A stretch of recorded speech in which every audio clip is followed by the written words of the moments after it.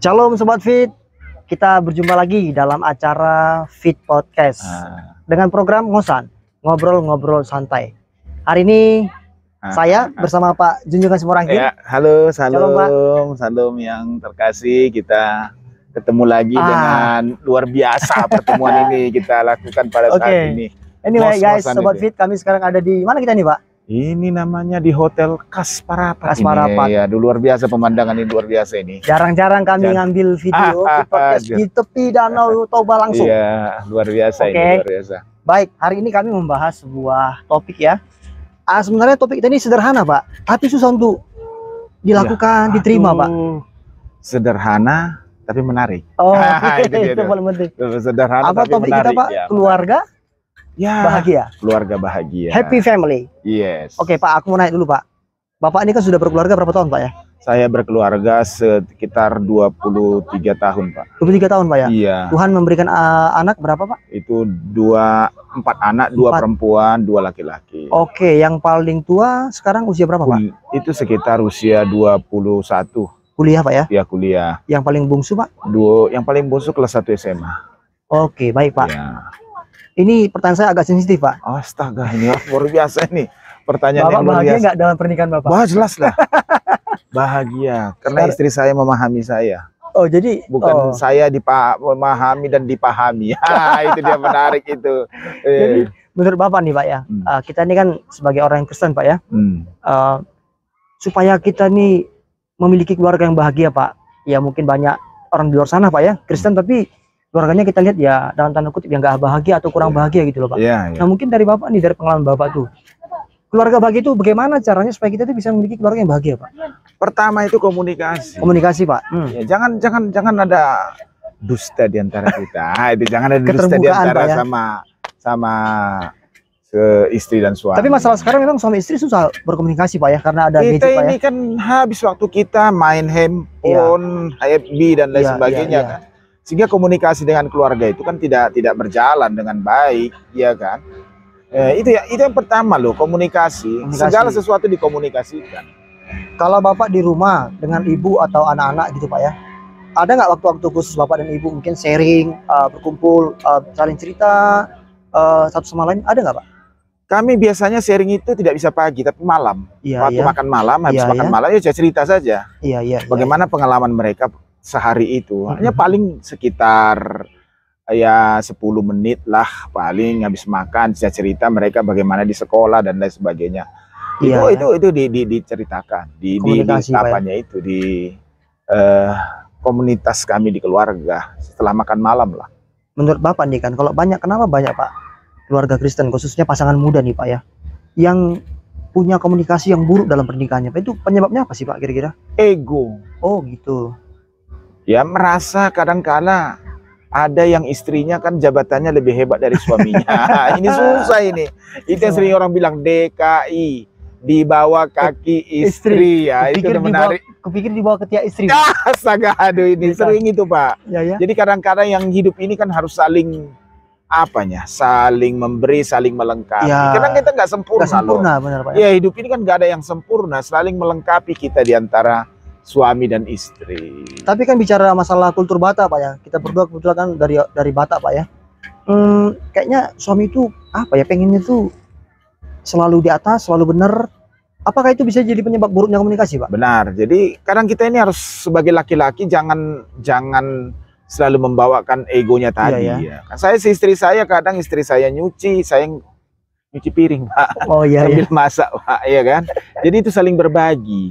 Kadang-kadang kita ini ada laki-laki merasa direndahkan dan kepala keluarga kan, enggak bisa begitu modelnya. Harus fleksibel lah melihat situasi. Masa istri kita bebankan semua kerja kepada dia. Berarti di rumah Bapak itu pekerjaan rumah juga Bapak membantu istri juga Pak ya? Jelas, kami juga saling membantu lah Pak. Tidak saling saling membantu. Ada nggak pembagian tugasnya Pak? Mungkin pokoknya tugas Bapak ini, tugas Ibu ini, ada nggak gitu? Atau ya jalan aja. Oh, jalan aja.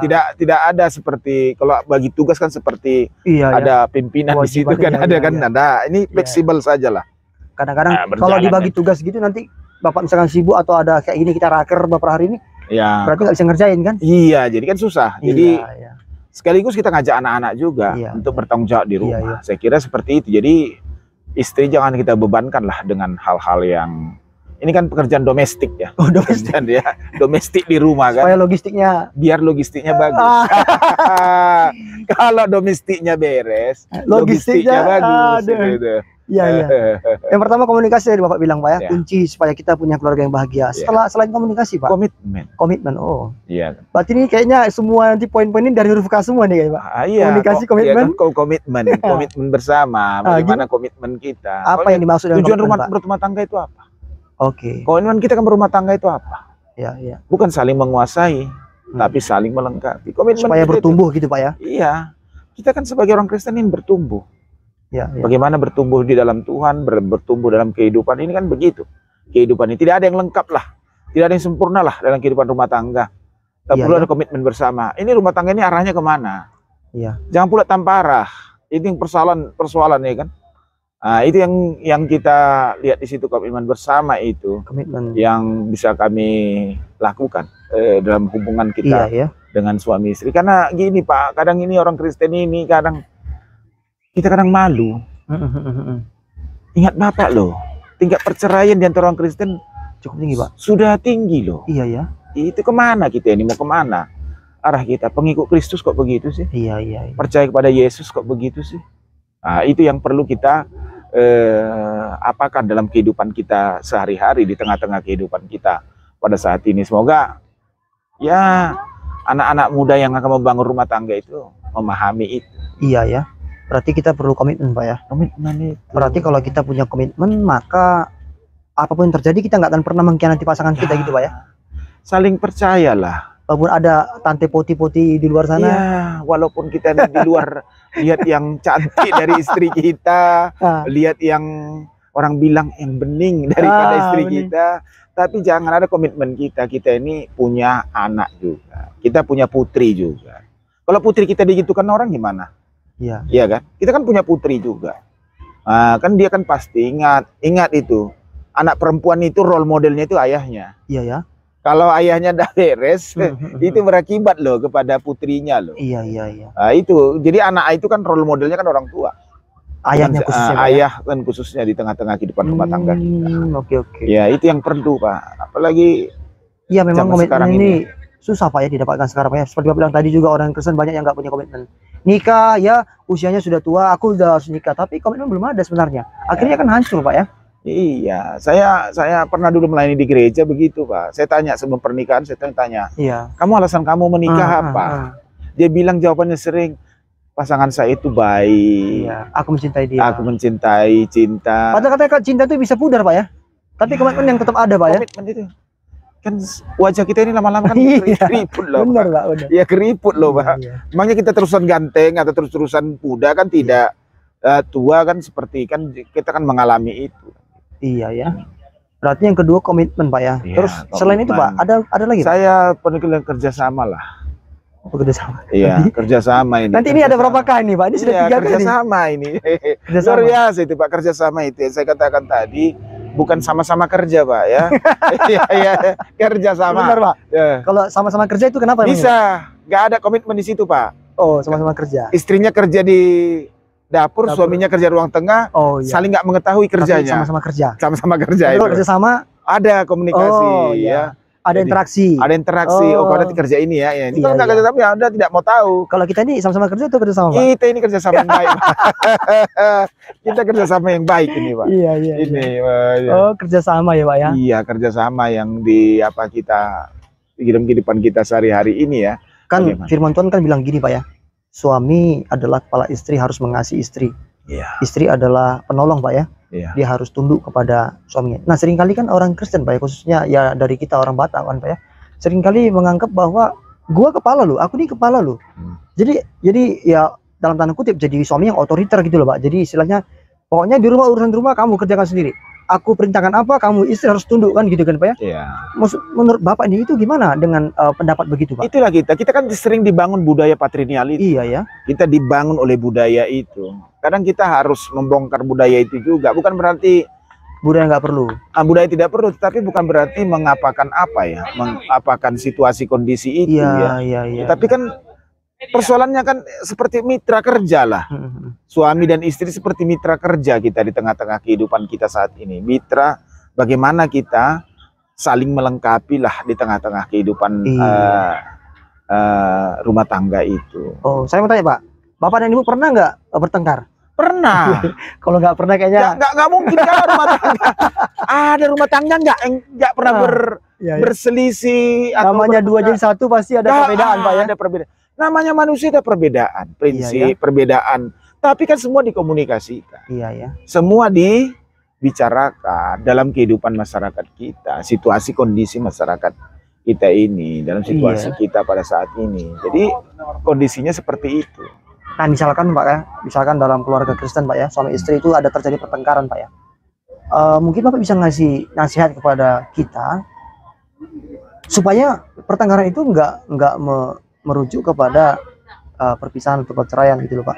Itu gimana dalam menangani konflik dalam keluarga coba ketika ada pertengkaran antara suami dan istri? Harus kita melawan ego kita. Melawan ego. Kalau kita salah, wajib kita minta maaf sama istri. Meskipun kita suami. Walaupun kita suami loh. Kita juga sama anak-anak juga kalau kita salah kita minta maaf kepada ini yang susah nih Pak kayaknya Pak. Ini persoalan memaafkan ini perlu. Susah memang Pak. Itu. Apalagi anak kita Pak. Iya. Karena kita merasa oh saya kepala, saya ini kan kita tidak bisa juga. Karena kan tidak bisa orang komunikasi itu kan harus seperti itu ya, harus bisa menjalankan. Ini kan ego diri ya, egosentris kita tinggi itu kali kalau ada kehidupan kita manusia begitu Pak ya. Kalau Bapak dan Ibu bertengkar nih Pak ya, kira-kira berapa lama biasa Bapak baru bisa berdamai? Apakah pernah sampai berlarut gitu Pak? Paling kami selesai bertengkar habis itu kami mandi air panas. Itu dia. Berarti harus ada quality time Pak ya? Iya, quality time itu. Jadi ya udah bertengkar ya udah. Kadang saya mengoreksi diri juga. Iya sih. Kita harus mengoreksi diri dulu. Kita selamanya saya benar. Iya pasti. Istri juga tidak selamanya. Apalagi perempuan kalau sudah ada kata keluar Pak, pokoknya udah gak usah dilawan Pak ya. Makanya dunia ini ada 3 manusia yang gak usah kita lawan. Apa aja itu Pak? Pertama, orang gila. Kalau kita lawan, orang pasti dikatakan orang gila kau katanya. Yang kedua, anak-anak. Kalau kita lawan anak-anak pasti bilang dia, kalau menang kita dibilang orang anak-anaknya lawannya. Kalau menang pun kita dibilang orang, anak-anaknya lawannya. Pantas dia menang. Yang ketiga adalah perempuan. Itu nggak boleh kita. Kenapa? Kalau kita kalah dibilang orang, nggak laki-laki kau katanya. Tapi kalau kita menang, perempuannya lawannya katanya. Jadi nggak ada yang menang.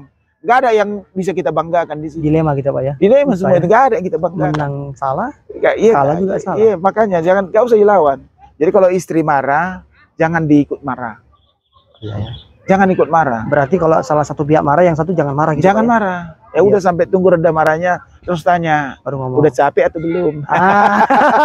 Ayo kita mandi air panas. Iya, mandi air panas gitu. Iya. Saya juga punya pengalaman kayak Bapak nih. Kalau istri saya marah kan Pak, saya biasanya kan saya tahan gitu kan, saya diam. Terus kalau dia apa kan saya agak rayu, ayo kita belanja yuk. Biasanya langsung agak-agak jual mahal Pak. Tapi mau dia Pak. Iya itu. Damai gitu kan ya. Jadi memang firman Tuhan bilang kayak gitu Pak ya, kalau kita ada sesuatu yang amarah gitu nggak boleh sampai katanya matahari terbenam. Jangan berlarut-larut gitu Pak ya. Berlarut-larut. Karena bisa buat kebencian yang mendalam Pak ya. Jelas. Berarti orang yang kemungkinan Pak, menurut Bapak gimana? Benar nggak kalau ada orang keluarga yang berpikir untuk berpisah? Apa karena mungkin tadi konflik tadi nggak selesai berlarut-larut akhirnya mengakar kuat gitu loh Pak, akhirnya memutuskan untuk berpisah? Apakah bisa begitu Pak? Bisa. Tapi kita harus ingat loh, komitmen pernikahan itu apa? Pertama ingat kita diberkati di gereja loh. Iya. Apa yang dipersatukan oleh Tuhan tidak boleh diceraikan oleh manusia. Kecuali oleh maut. Iya. Tidak ada kata perceraian bagi orang Kristen. Iya. Ingat itu. Baik pengadilan pun. Iya. Tidak ada itu. Karena kita dipersatukan oleh Kristus. Iya. Iya, Pak. Itu menyatukan kita, bukan pengadilan. Bukan pengadilan atau apa. Kita dipersatukan oleh Kristus. Iya. Kemudian Pak, tadi kan Bapak bilang kan kalau kita ingin memiliki keluarga yang bahagia di dalam Tuhan, berarti kita yang pertama harus punya komunikasi yang baik, kita harus punya komitmen, kita harus bekerja sama. Ada nggak yang lain lagi Pak? Saya hanya 3 saja, nggak usah banyak-banyak. Jangan banyak-banyak. Nanti nggak bisa dijalankan. Iya ya. Banyak orang bikin program, satu pun tak dijalankan. 3 dulu Pak ya. 3 dulu aja itu. Itu saja dijalankan dengan baik. Sudah berjalan kehidupan rumah tangga ini. Iya. Tapi itu yang kita itu jangan nggak usah banyak-banyak, nggak usah muluk-muluk. Berarti hari ini kita belajar 3K ya Pak. 3K saja. 3 kunci keluarga bahagia. Komunikasi, komitmen, kerjasama. Jangan 3 saja kita laksanakan itu. Ingat, perkawinan Anda akan langgeng seumur hidup. Iya. Oke Pak, terakhir nih Pak, pertanyaan terakhir dari saya Pak. Kita suami sebagai kepala Pak. Mungkin banyak orang yang salah mengartikan arti kepala itu Pak. Mungkin Bapak bisa ngasih wawasan bagi kami, ya Bapak kan juga seorang pendeta, hamba Tuhan, seorang teolog gitu ya. Apa sih, bagaimana sih yang dimaksud dengan kepala oleh Alkitab itu Pak? Kepala yang dimaksud situ sama seperti kita mendengar istilah pelayan, hamba Tuhan dan lain sebagainya. Apakah kita sebagai pelayan lah di tengah-tengah keluarga? Iya ya. Sebagai pelayan di tengah-tengah. Justru bukan bos gitu Pak ya? Bukan. Jangan dipahami itu seperti kepala rumah tangga itu seperti ada SK-nya. Enggak ada itu. Ya kan, itu kan kepala dinas yang ada SK-nya. Iya kan? Kalau kepala rumah tangga kan nggak ada SK-nya. Kepala kantor yang ada, mana ada SK-nya? Kan nggak ada. Istrinya kan bukan bawahannya. Iya. Tapi partner Pak ya? Partner kerja, mitra kerja, iya kan? Hanya mungkin perannya yang agak berbeda. Iya Pak ya. Ya kan nggak mungkin saya menyusui. Benar. Kan nggak mungkin saya melahirkan, iya kan? Kan? Ya itu kan. Jadi ada peran yang Tapi kalau nyuci piring bisa Pak ya? Nyuci piring bisa. Nah, itu luar biasa. Harus bisa kita nyuci piring. Kalau nyuci pakaian pun kita bisa, kan tinggal mesin cuci masuk, pencet aja. Kan selesai. Bukan Bapak yang nyuci. Iya, mesinnya. Kan, tapi ada kerjasama itu ya. Ada kerjasama. Tapi meskipun kita gituan Pak, istri juga senang loh Pak. Senang. Walaupun kita hanya nyalain mesin cuci kan. Mesin cuci kan jalan udah. Kan mesin yang bergerak. Ya kita dan sebagainya. Ya itulah kehidupan rumah tangga itu. Kepala Lika-liku. Jadi kepala itu bukan bos. Ya bukan bos, janganlah. Jadilah hamba bagi sesama, sahabat justru bagi melayani Pak ya. Iya, jadi sahabat dan menjadi pelayan bagi sesama kita. Iya. Itu penting itu. Kayaknya ini Pak, ini kita nanti perlu lanjutkan lagi Pak. Hari ini mungkin kita stop sampai di sini kan? Iyalah, nanti kebanyakan susah kita. Susah kita nanti melaksanakannya. Oke, jadi Sobat Fit ya, kami sudah bicara tentang keluarga bahagia Pak ya. Ya tadi belajar dari pengalaman Bapak Pendeta Dr. Junjungan Simorangkir MPH, kita belajar bahwa ada 3 kunci keluarga bahagia. Ini kunci sederhana kayaknya Pak ya. Kunci sederhana, tapi bukan kunci Inggris ya. Iya, bukan kunci Inggris itu ya. Iya. Bukan kunci Inggris ya. Yang pertama harus ada komunikasi yang baik, komitmen ya. Komitmen kita, karena komitmen kita lah yang buat kita tetap kuat ya dalam menjalankan hubungan kita suami istri. Yang ketiga tadi adanya kerjasama. Ingat, suami kepala, istri itu harus bukan tanduk Pak ya. Bukan tunduk. Kayaknya kita perlu bahas tentang istri Pak besok ini Pak. Usen tanduk Pak. Tanduk lagi kalah sekarang. Oh gitu ya? Iya, lagi kalah tanduk Pak sekarang ya. Yang bertanduk lagi kalah ini. Istri penolong Pak. Tapi sebenarnya istri jadi perongrong Pak. Iya, jangan. Atau penggonggong. Penggonggong itu sah. Kayaknya kita nanti edisi berikutnya kami akan bahas tentang peran istri deh ya. Hari ini kan banyak bicara tentang suami ya, karena kami juga ini suami-suami yang gagah perkasa. Gitu kan ya. Oke Sobat Fit, sampai jumpa untuk edisi Fit Podcast berikutnya dalam program Ngosan, ngobrol-ngobrol. Santai. Saya Yusuf Barani dan Pak Junjungan Simorangkir undur diri. Shalom. Salam, dadah.